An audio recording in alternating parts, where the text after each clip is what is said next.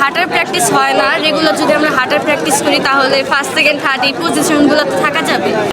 জামালপুরে 5 kilometre marathon দৌড় প্রতিযোগিতা অনুষ্ঠিত হয়েছে। শুক্রবার 14 ফেব্রুয়ারি হযরত শাহজালাল রহমতুল্লাহ আলাইহি জেনারেল হাসপাতাল ও বুলবুল জেনারেল হাসপাতালের আয়োজনে এই দৌড় প্রতিযোগিতা অনুষ্ঠিত হয়। জানা গেছে, সকাল 7টার দিকে শহরের ফৌজদারি মোড় থেকে গেট পার হয়ে আবার ফৌজদারি মোড় পর্যন্ত 5 কিলোমিটার ম্যারাথন দৌড় প্রতিযোগিতার আয়োজন করা হয়। প্রতিযোগিতায় বাংলাদেশের বিভিন্ন জেলা থেকে প্রায় শতাধিক প্রতিযোগী অংশগ্রহণ করে। প্রতিযোগিতায় অনুষ্ঠানে প্রধান অতিথি হিসেবে উপস্থিত ছিলেন অতিরিক্ত জেলা প্রশাসক ইফতেখার ইউনুস এবং বিশেষ অতিথি হিসেবে উপস্থিত ছিলেন জেলা ক্রীড়া সংস্থার সদস্য সচিব জনাব আফরিন আক্তার মনি, হযরত শাহজালাল রহমতুল্লাহ আলাইহি হসপিটালের পরিচালক মোহাম্মদ বুলবুল ও আমন্ত্রিত অতিথিবৃন্দ।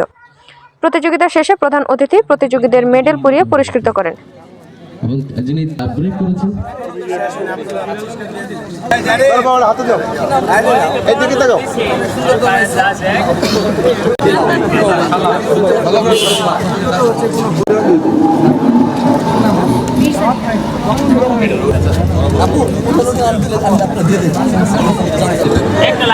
এ সময় বিজয়ীরা বলেন, আমাদের যেহেতু হাঁটার প্র্যাকটিস হয় না, রেগুলার যদি আমরা হাঁটার প্র্যাকটিস করি তাহলে ফার্স্ট সেকেন্ড থার্ড এই পজিশনগুলোতে থাকা যাবে।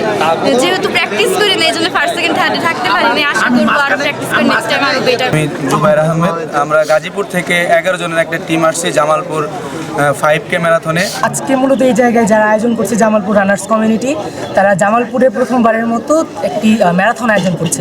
তো আমার মানে ফার্স্ট একটা এক্সপেরিয়েন্স, মানে সব মিলে একটু কষ্ট হয়েছে, মানে ভালো ছিল।